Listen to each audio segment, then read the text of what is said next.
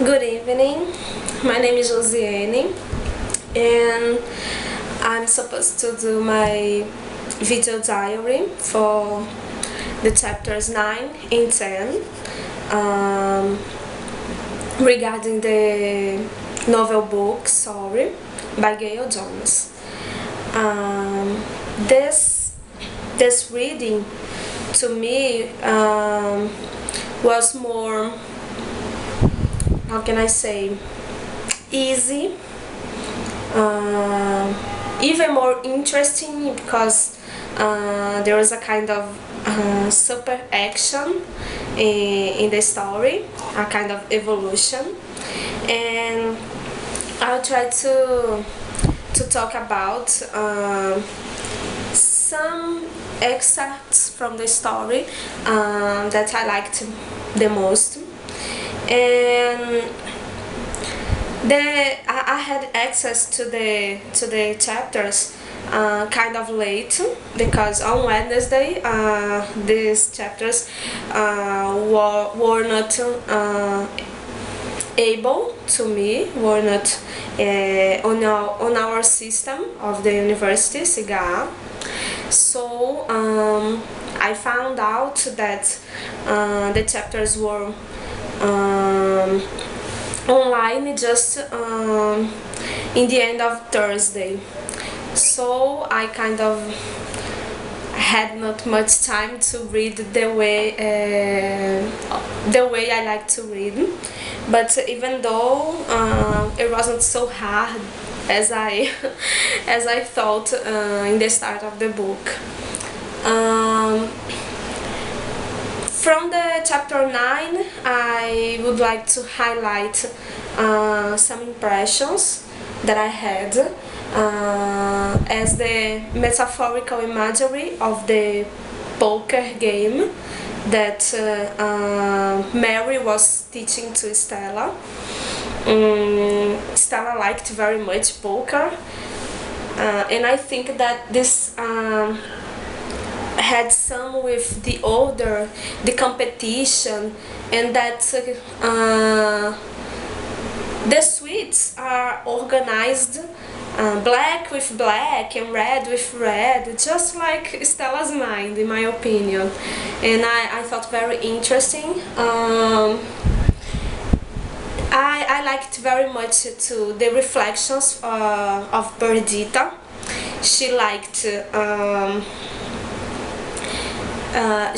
to observe things, a kind of naive, and now after this chapter 9, she started to think that while she was playing cards and in a kind of serenity, people were dying in a war, and that was very strange. And this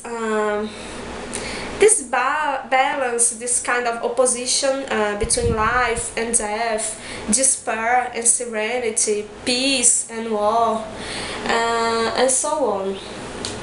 I liked very much the cyclone imagery, because I think that cyclone did not destroy it for destroying.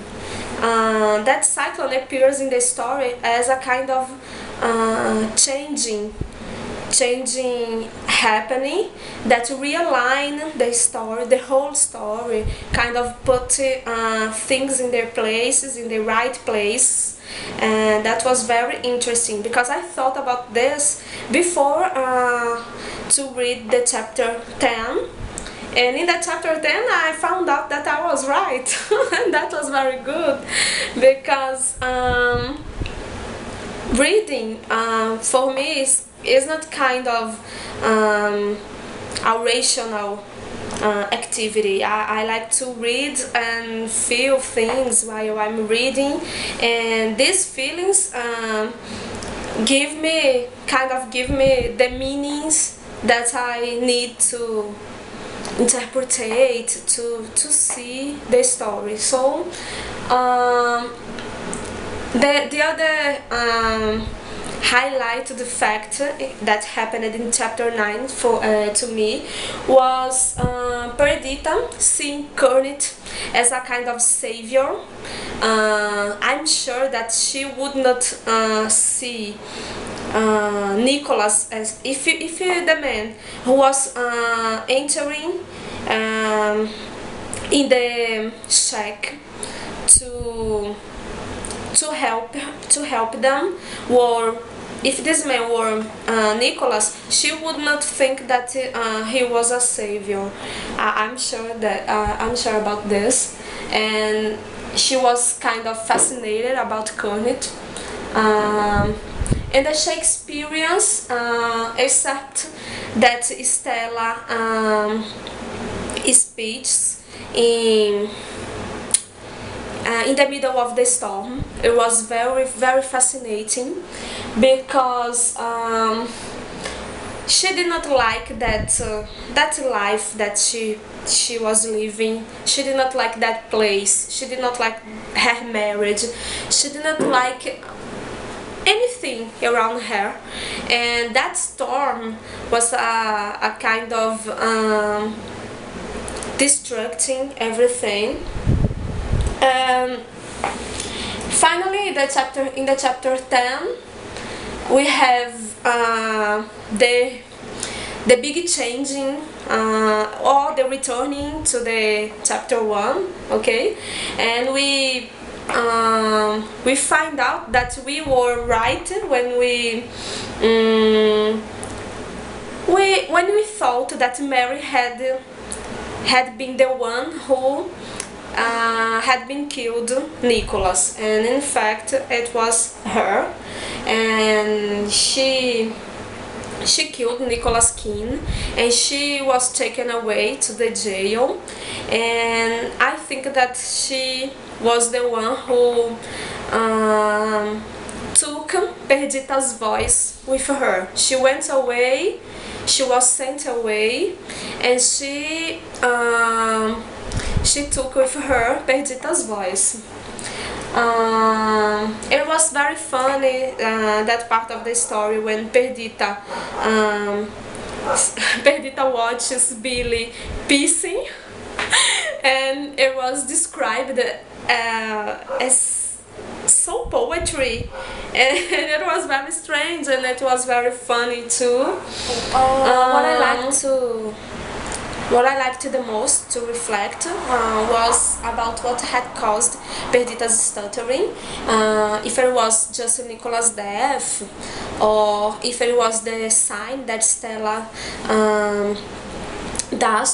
makes to her when they are going to the Trevor's house, the sign of silence. Or if it was just Mary going away, Mary being sent to the jail, and take Perdita's voice with her because of the link, the connection that they had. And that's this. I hope that you had liked, and that's this.